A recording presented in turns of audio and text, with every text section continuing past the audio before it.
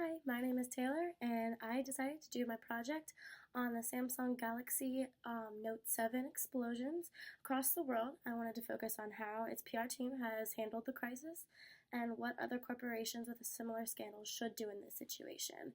So, as many of you have heard, I'm sure, after 35 reported incidents of the smartphones overheating worldwide, Samsung made the unprecedented decision to recall every single Galaxy Note 7 phone.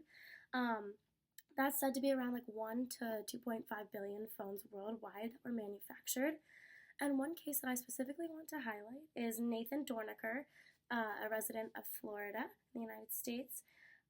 His experience with the smartphone. He was not aware of this recall and unfortunately found out once it was too late.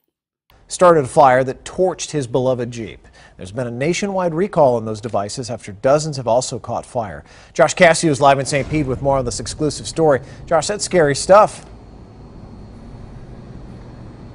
Yeah, Mark, we use our phones every single day. Nobody ever thinks something like this could cause so much damage, but that's what we're seeing. This is a major problem for Samsung. It's a major problem for Samsung Note owners. And there is a recall, but unfortunately for this guy, he didn't know about it, well, until it was too late. It was very surprising to me how quick the dash caught on fire. Once it got the dash, the airbags went and started exploding. I had it bored out 6.4 liter. It wasn't a regular vehicle to me. I mean, I'd done a lot of modifications to it and really enjoyed this vehicle. It's hard for St. Pete's Nathan Dorniker to see his beloved Jeep like this. It's even harder when you consider what sparked it. That's the last thought in my head, is that a brand new device, something as simple as a phone, is going to burn down my car, my house, or hurt a family member. That new phone, one of these, a Samsung Galaxy Note 7, one of the newest to hit the market. I converted from Apple phones back when some of the first Notes were out, and I've had every new Note since then. It was charging in the SUV when it blew up like a ticking time bomb. He'd only had it 4 days. I don't think I'm going to let another Samsung product in my house. Experience, as we know, is not a singular one. Across the world, other explosions of the smartphone have occurred in planes, other cars, buses, and even helicopters worldwide.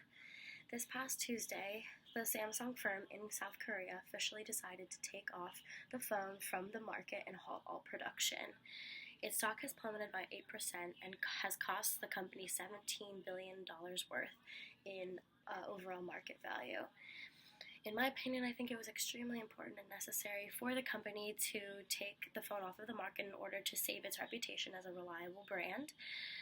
The company needed to address three specific steps in a process that I think all companies can use if they were put in a similar scandal or crisis in the future. So first, I think identifying the problem is the most important. Second, coming clean about the issue quickly is also very important. And third, how a company will compensate in the future and what they will do to move forward from a scandal. I think those are the three most important things, three most important steps in a process that every company should go through. Companies practice public relations in order to create a public environment surrounding their brand image, brand loyalty, and it all relates to the target audience, who specifically they're targeting. The way a company responds to a crisis helps to determine their public image, and if the target audience remains loyal, then they did the right thing, and they did a good job of it. Samsung luckily has a variety of products, and it's important to remind the customers of the other products it does sell, and I think if they come out with commercials or statements stating that they have new plans on the way for other phones, other TVs, other electronics, they will be just fine.